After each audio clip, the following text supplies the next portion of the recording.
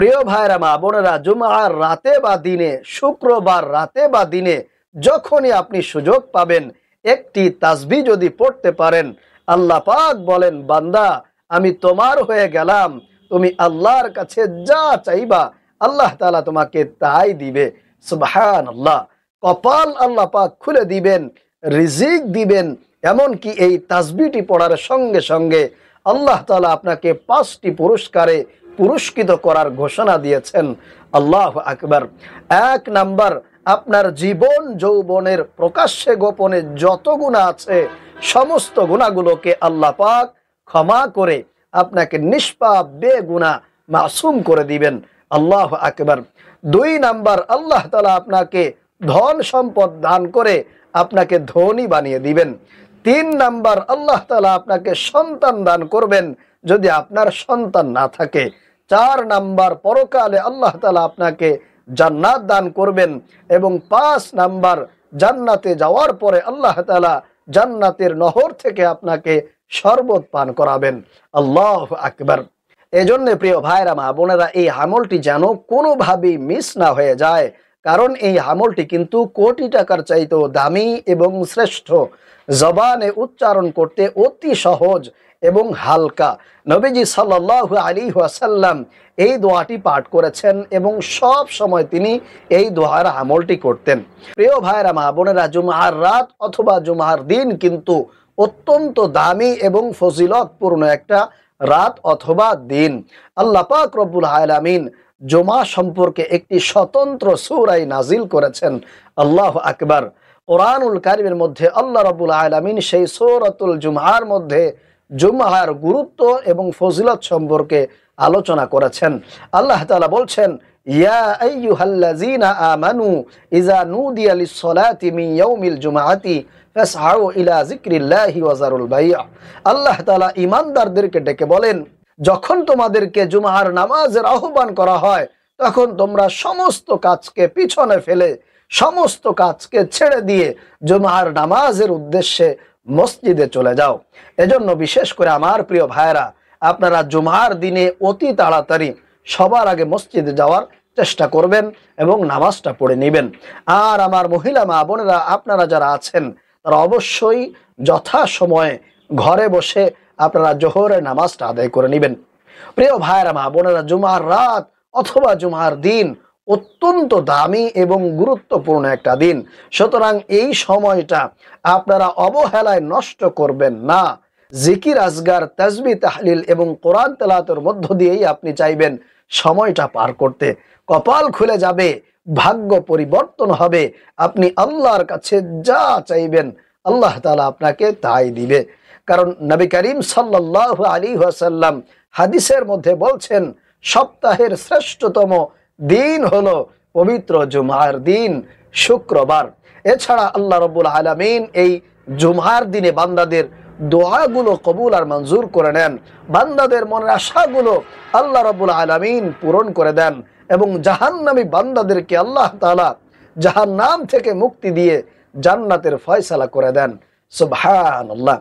প্রিয় ভাইরা মা বোনেরা, চলুন তাহলে আমি আপনাদেরকে এই শ্রেষ্ঠ ফজিলতপূর্ণ বরকতপূর্ণ তাসবিহটি সম্পর্কে বলে দেই। তবে এই তাসবিহটি পড়ার আগে আপনি যদি সম্ভব হয় আপনার দ্বারা, তাহলে আপনি ওযু করে পবিত্রতা অর্জন করে নেবেন। আর এই তাসবিহটা আপনি যে কোনো সময় পড়তে পারবেন, অর্থাৎ মহিলা মা বোনদের পিরিয়ডকালীন সময়ে বা হায়েজকালীন সময়েও কিন্তু আপনারা পড়তে পারবেন, কোনো অসুবিধা নেই। তবে চেষ্টা করবেন আপনারা ওযু করে পবিত্রতা অর্জন করে নেওয়ার জন্য। এরপরে আপনি সুন্দর একটা পরিষ্কার পবিত্র জায়গার মধ্যে বসে যাবেন। বসার পরে 1 নম্বরে 7 বার ইস্তেগফার পাঠ করবেন। আপনারা এই ইস্তেগফারটি পাঠ করার চেষ্টা করবেন। আস্তাগফিরুল্লাহ রাব্বি মিন কুল্লি যামবি ওয়া আতুবু ইলাইহি। আস্তাগফিরুল্লাহ রাব্বি মিন কুল্লি যামবি ওয়া আতুবু ইলাইহি। আপনি যদি ইস্তেগফার পাঠ করেন, আল্লাহ রাব্বুল আলামিন আপনার জীবন যৌবনের যত গুনাহ আছে, যত শিরকি, বিদআতি, সগীরা, কবিরা, জিনার গুনাহ, ব্যভিচারের গুনাহ, যত প্রকার গুনাহ আছে, আল্লাহ রাব্বুল আলামিন আপনাকে সঙ্গে সঙ্গে ক্ষমা করে নিষ্পাপ বেগুনাহ মাসুম করে দিবেন ইনশাআল্লাহ তাআলা। এজন্য অবশ্যই বেশি বেশি ইস্তেগফার পাঠ করবেন, কারণ ইস্তেগফার পাঠ করলে আল্লাহ রাব্বুল আলামিন আপনার যাবতীয় দুশ্চিন্তা, টেনশন, পেরেশানি দূর করে দিবে, আপনাকে এগুলো থেকে মুক্ত রাখবেন। এমনকি আপনার অভাব, অনটন, দারিদ্রতাও কিন্তু আল্লাহ তাআলা এই ইস্তেগফারের উপরে আমল করার কারণে সেগুলো দূর করে দেন। আপনাকে সচ্ছলতা দান করবেন, ধন সম্পদ দান করবেন, অভাব অনটন আল্লাহ রাব্বুল আলামিন আপনার জীবন থেকে দূর করে দিবেন। তাহলে প্রিয় ভাইরা, মা বোনেরা, আপনারা এই ইস্তেগফারটি 7 বার পাঠ করবেন। আমি আবারও বলছি, আস্তাগফিরুল্লাহ রাব্বি মিন কুল্লি যামবি ওয়া আতুবু ইলাইহি। আর যারা যারা এই বড় ইস্তেগফারটি না পারবেন তারা ছোট্ট ইস্তেগফার পাঠ করবেন। বলবেন আস্তাগফিরুল্লাহ, আস্তাগফিরুল্লাহ, আস্তাগফিরুল্লাহ, এইভাবে করে 7 বার পাঠ করবেন। এরপরে প্রিয় ভাইরা, মা বোনেরা, আপনারা 7 বার নামাজের দুরুদ ইব্রাহিম পাঠ করবেন, অথবা একেবারে সব থেকে ছোট্ট দুরুদ সাল্লাল্লাহু আলাইহি ওয়াসাল্লাম, সাল্লাল্লাহু আলাইহি ওয়াসাল্লাম, এটা 7 বার পাঠ করবেন। আপনি আল্লাহর নবীর প্রেম, ভালোবাসা, মহব্বত নিয়ে দুরুদ শরীফ পাঠ করবেন, কারণ একবার দুরুদ পাঠ করলে আল্লাহ তাআলা আপনার আমলনামায় 10টি নেকি লিপিবদ্ধ করে দিবেন, 10টি গুনাহ আল্লাহ তাআলা ক্ষমা করে দিবে, কেটে দিবেন, এবং আপনার নাম, ঠিকানা, সকল কিছু আল্লাহর নবীর কাছে পৌঁছে যাবে। আল্লাহ রসুল সেটা দেখতে পারবেন, বুঝতে পারবেন যে অমুক জায়গা থেকে আমার অমুক বান্দা বান্দি আমার উপরে দুরূদ শরীফ পাঠ করছে। আল্লাহর নবী খুশি হয়ে যাবেন, সন্তুষ্ট হয়ে যাবেন, আল্লাহর নবীর শাফায়াত আপনার জন্য ওয়াজিব হয়ে যাবে। সুবহানাল্লাহ। এজন্য অবশ্যই বেশি বেশি দুরূদ শরীফ পাঠ করার চেষ্টা করবেন। সব থেকে ছোট্ট দুরূদ সাল্লাল্লাহু আলাইহি ওয়াসাল্লাম, সাল্লাল্লাহু আলাইহি ওয়াসাল্লাম, সাল্লাল্লাহু আলাইহি ওয়াসাল্লাম, এটা 7 বার পাঠ করবেন।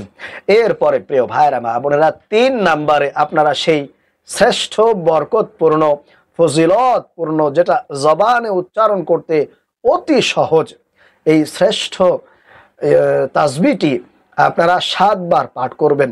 আর যদি সম্ভব হয়, কষ্ট করে পারলে 100 বার পাঠ করার চেষ্টা করবেন। সেই তাসবিহটি হলো সুবহানাল্লাহি ওয়া বিহামদিহি, সুবহানাল্লাহিল আযীম, ওয়া বিহামদিহি আস্তাগফিরুল্লাহ ওয়া আতুবু ইলাইকা। আবারও বলছি, সুবহানাল্লাহি ওয়া বিহামদিহি, সুবহানাল্লাহিল আযীম, ওয়া বিহামদিহি আস্তাগফিরুল্লাহ ওয়া আতুবু ইলাইকা। এই তাসবিহটা আপনারা 7 বার পাঠ করবেন। আর যদি সময় থাকে, সম্ভব হয়, তাহলে 100 বার পাঠ করবেন। অনেক বেশি সওয়াব আপনি অর্জন করতে পারবেন। প্রিয় ভাইরা, মা বোনেরা, এরপরে আল্লাহ পাক রব্বুল আলামিন নিজেই আপনাকে ডেকে বলবেন, যেই দোয়াটি পাঠ করলে সেই দোয়াটিও আপনারা 7 বার পাঠ করবেন। ছোট্ট দোয়া, আল্লাহ তাআলা নিজেই ডেকে বলবেন, বান্দা আমি তোমার হয়ে গেলাম, তুমি আল্লাহর কাছে যা চাইবা আল্লাহ তাআলা তোমাকে তাই দান করবেন। আল্লাহু আকবার। সেই দোয়াটি হলো ইয়া কাদিয়াল হাজাত, ইয়া কাদিয়াল হাজাত, ইয়া কাদিয়াল হাজাত, ইয়া কাদিয়াল হাজাত। আপনারা এই দোয়াটি 7 বার পাঠ করবেন। এরপরে 5 নম্বরে আপনারা ছোট্ট একটি দোয়া 7 বার পাঠ করবেন, যেই দোয়া পাঠ করলে আল্লাহ রাব্বুল আলামিন আপনার সকল বিপদ মুসিবত থেকে আপনাকে রক্ষা করবেন, হেফাজত দান করবেন। কোনো বিপদ মুসিবত আপনার সামনে আসবে না, আল্লাহ তাআলা দূর করে দিবেন। সেই দোয়াটি হলো ইয়া হাল্লালাল মুশকিলাত, ইয়া হাল্লালাল মুশকিলাত, ইয়া হাল্লালাল মুশকিলাত, ইয়া হাল্লালাল মুশকিলাত। এই দোয়াটি 7 বার পাঠ করবেন। এরপরে সর্বশেষ আপনি আবারও 7 বার ছোট্ট দুরূদ সাল্লাল্লাহু আলাইহি ওয়াসাল্লাম, সাল্লাল্লাহু আলাইহি ওয়াসাল্লাম পাঠ করে আপনি মুনাজাত করবেন, দোয়া করবেন। আর মুনাজাতের শুরুতে, দোয়ার শুরুতে আপনি আরেকটি দোয়া 3 বার পাঠ করবেন। সেই দোয়াটি হলো ইয়া যাল জালালি ওয়াল ইকরাম, ইয়া যাল জালালি ওয়াল ইকরাম, ইয়া যাল জালালি ওয়াল ইকরাম,